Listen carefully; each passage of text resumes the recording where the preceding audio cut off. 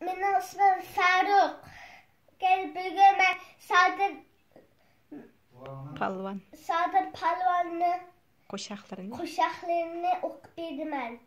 Sadirman. Sadir bo'lmay kimdirman. Tar yo'llarini so'rsan, beni qo'ymay bilaman. Sadir deb itim yomon. 15 yoshda atalgan. Dastlabki tutilganda qo'mil yomon silangan. Yomilda tula etib, chechim bir quchoq bo'ldi. Yomilni tisha chaqda, chechib qurg'ab pichoq bo'ldi.